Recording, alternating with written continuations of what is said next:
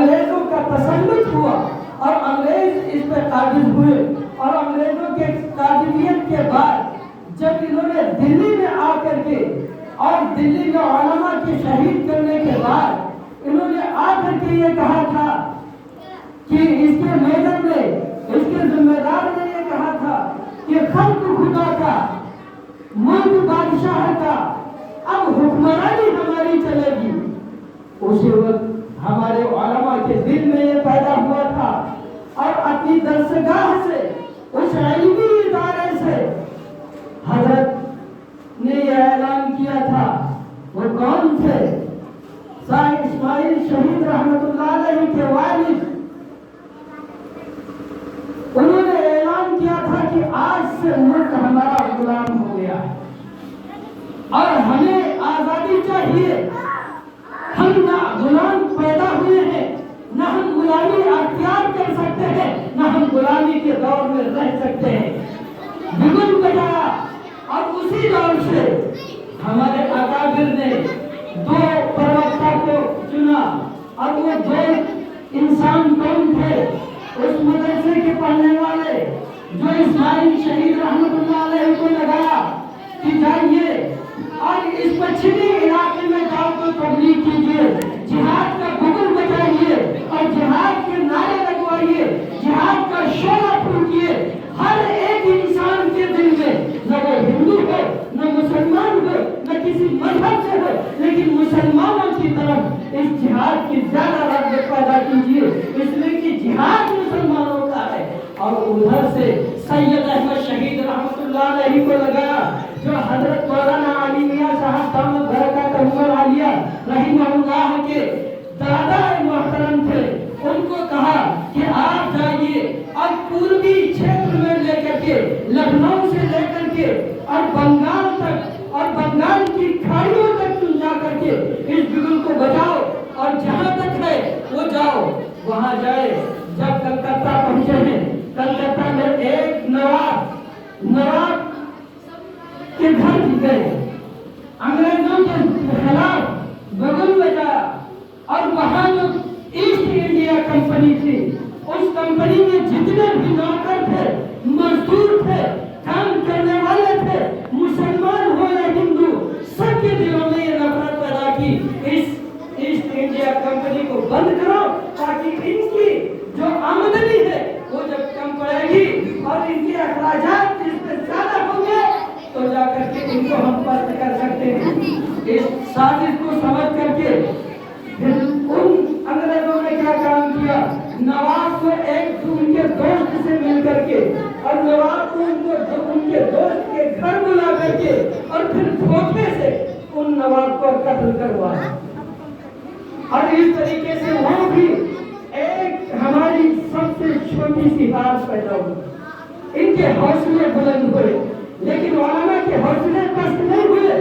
پھر سید احمد شہید رحمت اللہ علیہ وہیں سے آ کر کے بنگال آئے، اور بنگال میں بگل بجایا، بنگال سے لے کر کے بہار، اور بہار سے لے کر کے پوری یہاں تک کی، اور جب آ کر کے لکھنؤ میں اپنا پڑاؤ ڈالا اور ٹیلے والی مسجد کی تعمیر کروائی، اس وقت یہاں کے جتنے نواب تھے ان نوابوں کو سب کو بلایا اور کہا دیکھو اس وقت تمہارے سامنے غلامی ہے، اگر تم اس طریقے سے باز نہیں آئے تو یہ پورا ملک غلام ہوگا۔ آخرکار وہ دور چلا، اور سید احمد شہید رحمت اللہ علیہ اور صاحب اسماعیل شہید رحمت اللہ علیہ، ان دونوں نے مل کر کے سب سے پہلے پنجاب کے اندر یہ جنگ شروع کی، اور صرف مسلمانوں کی جنگ ہوئی۔ اس مسلمانوں کی جنگ میں جنگیں جیتتے ہوئے اور سرنگا پٹن تک آئے، اور سرنگا پٹن میں یہ ایک ان انگریزوں نے چال چلی، اور ان جو نونہال اور نو مسلم لوگ تھے انہوں نے کہا کہ دیکھو یہ تمہارے جو سردار ہیں یہ لڑتے نہیں ہیں، صرف دیکھتے رہتے ہیں اور آپ لوگوں کا خون خرابہ کراتے ہیں۔ اس لیے سید احمد شہید رحمت اللہ علیہ کو اور شاہ اسماعیل شہید رحمت اللہ علیہ کو وہاں پہ لگایا گیا، اور ان کے خلاف بغاوت پیدا کی گئی، اور اس بغاوت کا نتیجہ یہ ہوا کہ شاہ اسماعیل شہید رحمت اللہ ہاتھی پہ بیٹھا کر کے اور اس میدان کارزار میں اتارا گیا، اور اس میدان کارزار میں جب اترے تو وہ لڑا ہاتھی کیا کر سکتا ہے۔ اور جب اسماعیل شہید رحمۃ اللہ علیہ کو وہیں پہ موسی پنجاب کے علاقے میں شہید کیا گیا تو سارے انسان بھاگ کھڑے ہوئے، اور پھر ہمیں بات کا نتیجہ سامنے آنا پڑا۔ اس طریقے سے 4 ایسی جنگیں ہوئی جو صرف مسلمانوں کے ساتھ ہوئی۔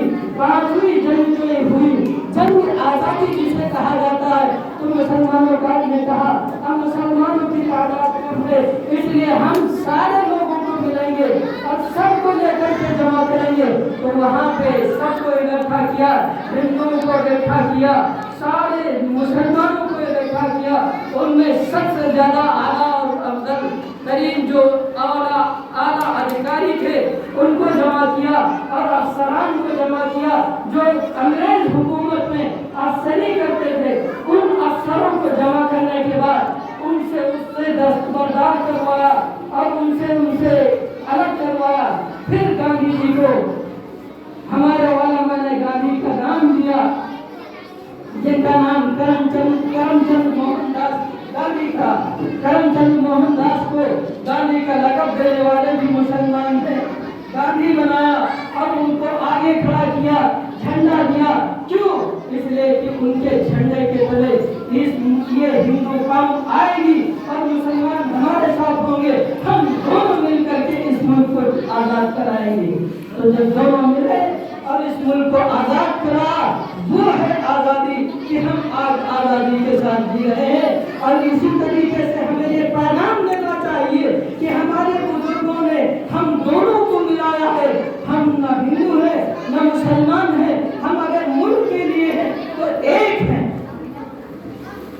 ہم آزاد اور برادری اور مذہبیت کو اس معاملے میں دور رکھیں۔ جب بھی کبھی ملک سے آنچ آئے گی تو ہم ایک مل کر کے کھڑے ہوں گے۔ اگر کسی قسم کا ملک سے کوئی ذمہ داری آتی ہے تو ہم اس برادریت اور ذات پات کا اور مذہب کا الگ ہے، اس لیے کہ مذہب کا ایک کردار ہے کہ ہم مسلمان ہیں، ہمارے دین اور مذہب کے لیے ہم کو وہ لازمی ہے کرنا جو ہمیں اللہ کے رسول صلی اللہ علیہ وسلم نے دیا ہے۔ لیکن یہ بھی ساتھ میں پیغام دیا ہے کہ جب ملک پہ کوئی آ جائے تو ہم قربانی دیں۔